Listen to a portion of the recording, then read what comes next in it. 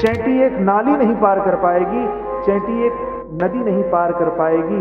उसी तरह से ठाकुर जी कृपा करें कि हम सब, आप सब लोग नव दिवस इस राम कथा के पुल पे, इस राम कथा रूपी सेतु पे, धर्म के सेतु पे पार चढ़ते चलते चलते चलते 9वें दिन पार उतर जाए। तरित बर जौन पसे तो करा, चढ़ी पिपील को पर, बिनु श्रम पार ही जाए। बिना श्रम के पार हो जाए, ठाकुर जी कृपा करेंगे। अगर श्रम से पार होंगे तो आप भवसागर को पार नहीं कर सकते हैं। क्यों? भवसागर चह पार जो पावा, भवसागर चह पार जो पावा, भवसागर चह पार जो पावा, भवसागर चह पार जो पावा। राम कथा ताकह दृढ़ नावा, राम कथा ताकह दृढ़ नावा, भवसागर चह पार जो पावा, भवसागर चह पार, भवसागर चह।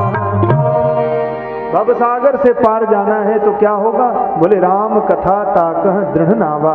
वो राम कथा की ही दृढ़ नौका को पकड़ के पार हो सकते हैं, दूसरा कोई माध्यम नहीं है। इसलिए हरि शरणम हरि शरणम।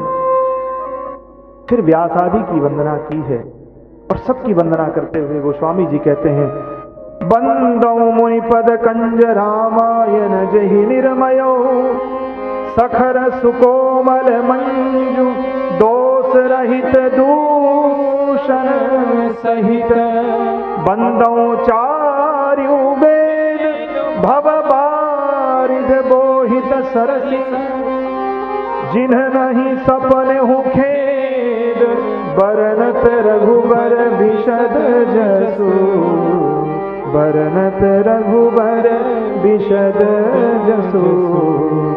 बंदौ विधि पद रेणु भवसागर जहि कीन्ह, संत सुधा ससिधेनु प्रगटे खल विषबार।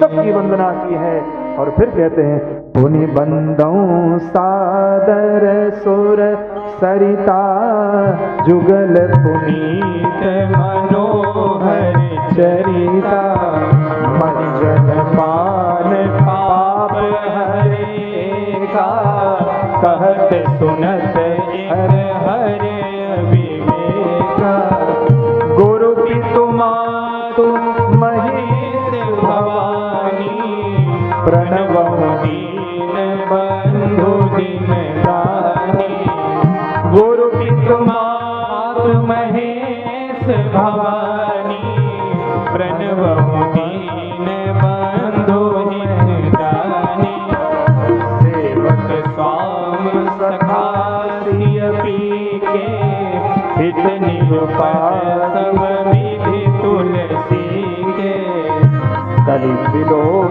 जगहित हरि गिरजा, सावर मंत्र जाल जिन सिर जा, अन मिले आखर अर्थ न जाको, प्रगट प्रभाव महेश प्रतापो, जे कथन स्नेह समेता, कहीं सुनहि समुझहि सचेता, होई हहि राम चरण अनुरागी, कलिमल रहित सुमंगल भागी, हे होई हहि राम अनुरागी, कलिमल रहित सुमंगल भागी, कलिमल रहित सुमंगल भागी। बाबा जी कहते हैं, पुनि बंदौ सारद सुर सरिता जुगल पुनीत मनोहर चरिता। सादर श्रुति की वंदना की है, वेदों की वंदना की है। गुरु पितुमात महेश भवानी प्रणमो दीन बंधु दिन दानी। सेवक स्वामी सखा सिय पी के हित निरुपाधि सब विधि तुलसी के। जो भी सेवा करते हैं ठाकुर जी की अपने घरों में, उन सबकी वंदना की है। अभी ही नहीं, जो अभी होंगे, आगे भी होंगे, जो हुए और जो होंगे और जो हैं, तीनों की वंदना की है। धन्य है बाबा तुलसी, सबकी वंदना की। सपने हो साच हो मोही पर। अब गोस्वामी बाबा कहते हैं कि स्वप्न में भी यदि भवानी शंकर मुझ पे प्रसन्न हैं तो जो मैं कहूं वो सत्य हो जाए, जो मैं कहूं, जो मैं लिखूं वो क्या हो जाए, वो सत्य हो जाए। बाबा गाते हैं सपने हो साच हो मोही पर, जो हरि गौरी पसा तो फुर हो जो कहो सब भाषा बनित प्रभा। जो मैं कहूं वो भाषा सत्य हो जाए, सत्य हो जाए। ऐसा ही भगवान ने सत्यम शिवम सुंदरम ने इस मानस पे हस्ताक्षर किया। जब काशी के विद्वानों ने रामचरितमानस को कहा कि ये हिंदी का ग्रंथ है, संस्कृत का प्रचलन था, हिंदी के ग्रंथ का कोई मोल नहीं है, बाबा जी ने कहा बोले जनमानस में ये रामायण जी को मैंने लिखा है, ये मैंने नहीं लिखा है, ये कौन है, रच महेश निज मानस राखा। बाबा जी की तो, गोस्वामी जी की कृति को तो उठा करके मूर्ख ब्राह्मणों ने, कुछ हठी विद्वानों ने उठा के गंगा जी में डाल दिया। तो क्या किया, भोले बाबा ने अपने मन से मानस को प्रकट किया है और उसी मानस को गोस्वामी तुलसीदास जी के स्वरूप में, कि जहां जहां तुलसीदास लिखना चाहिए, गोस्वामी तुलसीदास तो तुलसीदास है ना। तुलसी के दास कौन, तुलसी के दास कौन? तुलसी पत्र किस पे चढ़ता है? तुलसी पत्र ठाकुर जी पे चढ़ता है। ठाकुर जी ही तुलसीदास हैं और ठाकुर जी ही तुलसीदास जी के रूप में आकर के हम जैसे म्रियमाण लोगों का कल्याण करने के लिए भोले बाबा ने उन्हीं तुलसी पत्र को डाल करके तुलसीदास जी को अर्पित कर दिया। भोले बाबा ने तो देखा कि ब्राह्मणों ने कुछ कर दिया है, सो वैसे ही गंगा जी से निकाल करके, अपने मन की गंगा से, मानसी गंगा से निकाल करके और वही मानस को रखा है। ब्राह्मणों ने कहा ऐसे मानेंगे नहीं, काशी विश्वनाथ के दरवाजे को बंद किया जाए। सारे धर्म ग्रंथ के नीचे रामचरितमानस को रखा गया और बाबा से विनती की गई, बोले बाबा आप बुलाओ, विनती करो ठाकुर जी से, विनती करो भगवान भोलेनाथ से कि इसको प्रमाणित करें। अगर ये प्रमाणित हो जाता है तो हम सभी लोग इसके सामने नतमस्तक हो जाएंगे और इसको समाज में चलने देंगे, नहीं तो चलने नहीं देंगे। बाबा जी ने ऐसा ही किया, सबसे नीचे मानस जी को रखा गया और मानस जी के ऊपर सभी धर्म ग्रंथों को रखा गया। रात्रि में कपाट बंद हुआ और जैसे ही सवेरे कपाट खुला, ब्राह्मणों ने देखा, क्या देखा, ऊपर रामचरितमानस है, जो नीचे थी ऊपर रामचरितमानस है, उसके रामचरितमानस के आगे भगवान शंकर ने अपने हस्ताक्षर लिखा है, क्या, सत्यम शिवम सुंदरम। ये सत्य है, यही शिव है, यही सुंदर है। ऐसे मानस जी की शरण में जो जाता है उसका मानस पावन क्यों नहीं होगा। हम सब, आप सब इन मानस जी के श्री पादार विंद में बैठ करके कथा का गान कर रहे हैं, श्रवण कर रहे हैं, तो हम आप सबकी ये बड़ा भाग्य है। भाग्योदयेन बहुजन्म समर्जितेन सत्संगमं च लभते पुरुषो यदा। भागवतकार कहते हैं बहुत बहुत बड़ा भाग्य होगा, भाग्योदयेन बहुजन्म समर्जितेन। और गोस्वामी बाबा कहते हैं क्या, जब बहुकाल करई सत्संगा, जब बहुकाल करई सत्संगा, जब बहुकाल करई सत्संगा, जब बहुकाल करई सत्संगा, तब कछु मिटई मोह भ्रम भंगा, तब कछु मिटई मनोरथ गंगा।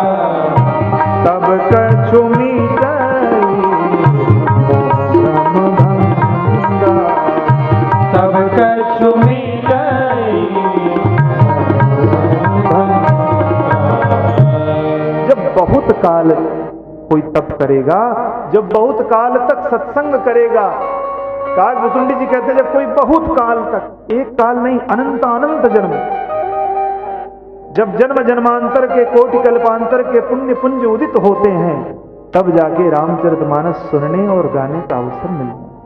मैं नहीं कह रहा हूं, जन्मांतरेद भवेद पुण्यम तदा भागवतम लभे, तब भागवत जी मानस जी सुनने और गाने का अवसर मिलता है। तो हम आप सब इस पुण्य के भागी हैं, इसका हमें अभिमान होना चाहिए, स्वाभिमान होना चाहिए कि हम सब भगवत भक्त हैं। बस इतना ही मानना है कि हम सब भगवत भक्त हैं, इसको भूलिए नहीं तो भूल जाएंगे तो फिर संसार पकड़ लेगा। क्योंकि माया भगवान की बड़ी जादूगरनी है। जैसे ही माया के चक्कर में पड़ेंगे, मां माने नहीं या माने जो न रहते हुए भी सबको अपने जाल में फंसाए, वही माया है। संसार मायावत है और भगवान मायापति हैं, इसलिए भगवान मुस्कुराते हैं, बारे माया तू बड़ी जादूगरनी है, सारे जग को रही नचाए, हरि माया जादूगरनी। ये भगवान की माया बड़ी जादूगरनी, सबको नचाती है। गोस्वामी पाद कहते हैं अब अवधपुरी की वंदना किया, सबकी वंदना करते हुए बंधु कहते क्या, अयोध्या धाम की वंदना किया है, जहां पे ठाकुर जी ने लीला की। अच्छा, अयोध्या धाम क्या है? अयोध्या धाम कोई सामान्य जगह है या भूमि नहीं है। अयोध्या के लिए भगवान शंकर रुद्रयामल ग्रंथ में कहते हैं भगवती उमा से कि देवी भगवती परम्बा पार्वती जी ने कहा, बोले बाबा एक बात बताओ, आप बार बार अयोध्या की बात करते हो, मैं तो अयोध्या गया था पार्वती, मैं तो वहां गया, मैं बाल रूप के दर्शन किया, धन्य है अयोध्यावासी, राम रूप में हैं, इनकी पदवंदना करनी चाहिए, अयोध्यावासी बड़े पुण्यात्मा हैं देवी। बार बार अयोध्यावासियों की बात सुनते सुनते मां अंबा ने कहा, बोले क्या है खासियत अयोध्यावासियों की, क्यों बार बार अयोध्या अयोध्या करते हैं? मानते हैं ठाकुर जी ने जन्म लिया है। बोले देवी ठाकुर जी ने नहीं, साक्षात चराचर परब्रह्म ने जन्म लिया।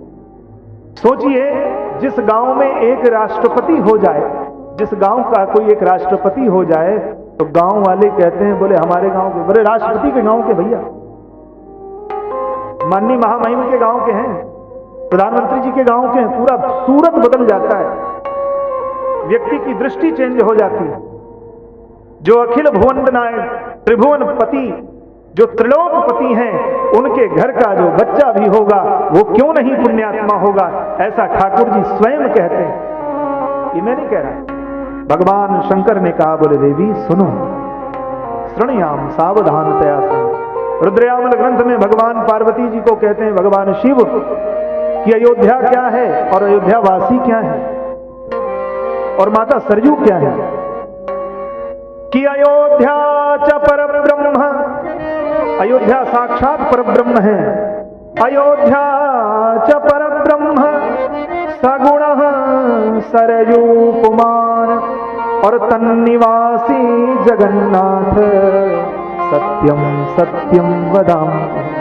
ये भगवान शिव के वाक्य हैं कि अयोध्या क्या है, अयोध्या परब्रह्म भूमि है, परब्रह्म ही मत्स्याकार में अयोध्या के रूप में परिणित हुए हैं। आज भी आप नक्शा उठा के देखिए गूगल से, तो अयोध्या कैसे हैं, बोले मत्स्याकार में अयोध्या है, मछली के आकार में।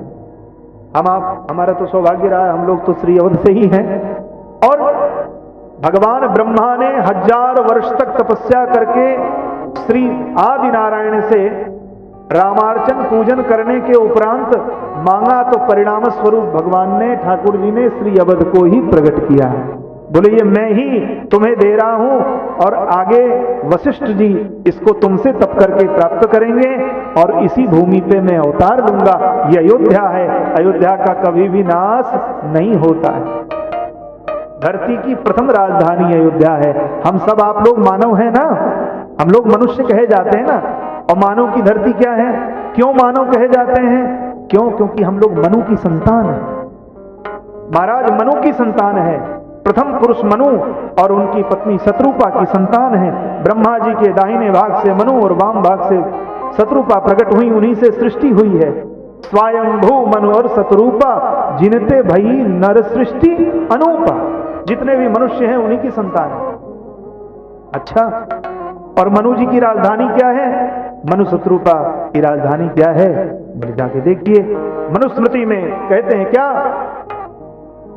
अयोध्या नाम नगरी तत्रासी लोक विश्रुता मनुना मानवेंद्रेण या पुरी निर्मिता स्वयं। इसको साक्षात मनु जी ने बसाया है ब्रह्मा जी से मांग करके। तब क्या कहते हैं? बोले अयोध्या च परब्रह्म, अयोध्या परब्रह्म भूमि है देवी। और सगुण सरजू कुमार, ये जो सरजू जी बह रही है ना उत्तर दिशा में, ये साक्षात भगवान की सगुण भक्ति ही, भक्ति मैया ही सरजू जी के रूप में बह रही है। बोलो जय सिया राम। जय सिया राम। प्रेम से बोलो जय सिया राम। जय सिया राम। सभी तक आवाज आनी चाहिए और मैं भी सोचूं कि आप लोग इस कथा में उपस्थित हैं, इसलिए प्रेम से बोलो जय सिया राम। जय सिया राम। सरजू अम्बा साक्षात भक्ति है, सगुण सरजू कुमार। और तन निवासी जगन्नाथ, वहां निवास करने वाले कौन हैं? बोले जगन्नाथ भगवान के समान है। अच्छा, बोले कलयुग में जो जगन्नाथ भगवान के दर्शनों का फल है, वही फल अयोध्या वासी के दर्शनों का है। ये गोस्वामी जी नहीं बल्कि साक्षात भगवान शिव अपने रुद्रयामल ग्रंथ में स्वयं भगवती परम्बा से कह रहे हैं। और मैंने अपने जीवन में देखा है, प्रातः स्मरणीय संत शिरोमणि गौरांग स्वरूप हमारे बाबा गुरुजी समान इब स्वामी श्री पूज्यपाद रामकृष्ण दास जी महाराज, जिनके भैया शिष्य हैं, आचार्य जी उन्हीं के शिष्य हैं।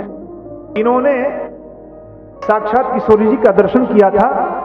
और किशोरी अम्बा जब स्वरूप बनती थी तो उन्हीं की उच्छिष्ट प्रसादी को पूज्य महाराज श्री ग्रहण करते थे और करताल बजा बजा करके संतों का कीर्तन किया करते थे। आज भी जब आप लोग कभी श्री अवध में पधारे तो 10 करोड़ का बड़ा दिव्य मंदिर बना है पूज्य महाराज श्री का, राम मंत्रार्थ मंडपम, अपने आश्रम के बगल में ही बना। बड़ा दिव्य आश्रम है जिसमें राम जी के मंत्र को परमात्मा की कृपा से महाराज जी ने उद्धृत किया है। धरती पे कहीं राम मंत्र का पूर्ण अर्थ कोई नहीं किया है आज तक। बड़े बड़े देवता गंधर्व यक्ष किन्नर नाग पूज्य महाराज श्री ने उस पूरे ग्रंथ को, उस पूरे राम जी के पूरे मंत्र को, मंत्र राज का अर्थ लिखा।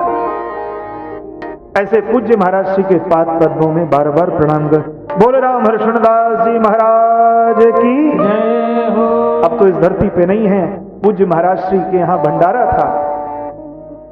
पूज्य महाराज श्री के यहाँ भंडारा, हमारे यहाँ भंडारा होता है ना, सब जब कथा विराम लेती है तो कथा के बाद फिर शाम के बाद फिर वो सबको पंगत जमाते हैं, सबको भंडारा देते हैं। तो 10,000, 15,000, 20,000 संत पधारते हैं। उनके चरण रज को जो है यजमान धुल करके, संत जन ही जो आश्रम वासी हैं वो धुल करके उनको माला पुष्प पहना के, चंदन लगा के सादर निमंत्रण देते हैं।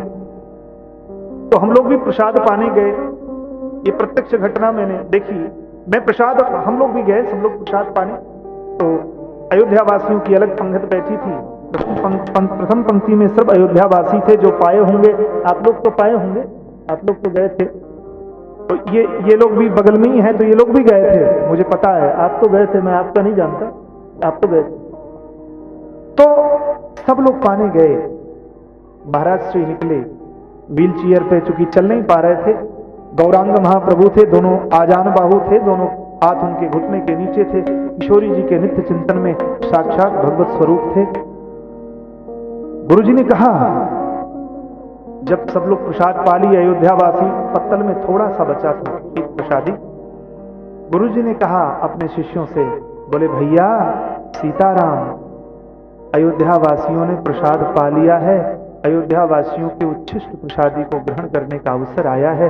आप सब लोग गुजरात, आंध्रा, उड़ीसा से आए हैं।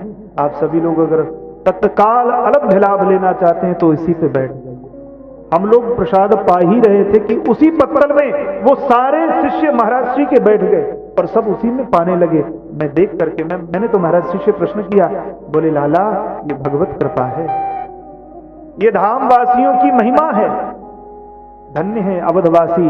और ठाकुर जी क्यों ना कहें, अयोध्यावासी तो स्वयं कहते हैं हम आप सब तो इस समय जितने दिन तक राम कथा हो रही है इतने दिन तक तो ये शिवा रेजिडेंसी नहीं है, ये भी अयोध्या बन गया है। बोल अयोध्या धाम की जय हो। बस इसको अयोध्या बनाना है। जग्गू भैया की विशेष इसमें सहयोग है, आप सब पूरे कॉलोनी वालों का सहयोग है। अब इसको अयोध्या बनाना है, तभी चूंकि अयोध्या नहीं बनेगा तो भगवान प्रकट नहीं होंगे। क्यों? क्योंकि भगवान अयोध्या में ही प्रकट होते हैं। बार बार त्रेता युग में परमात्मा अयोध्या में प्रकट होते हैं। काकभुसुंडी जी कहते हैं जब जब परमात्मा का अवतार अयोध्या में होता है, उसी अयोध्या में होता है।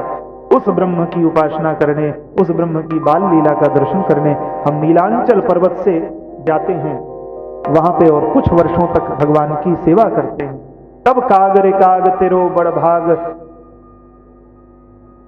कोई वर मांग ले काग। कौआ को भगवान ने वर दिया, कौआ कोई और नहीं है, काकभुसुंडी जो नित्य नीलांचल पर्वत पे भगवान की दिव्य राम कथा को, अमर कथा को सुना रहे हैं और संत समाज सुन रहा है। बोल भक्तवत्सल भगवान की जय।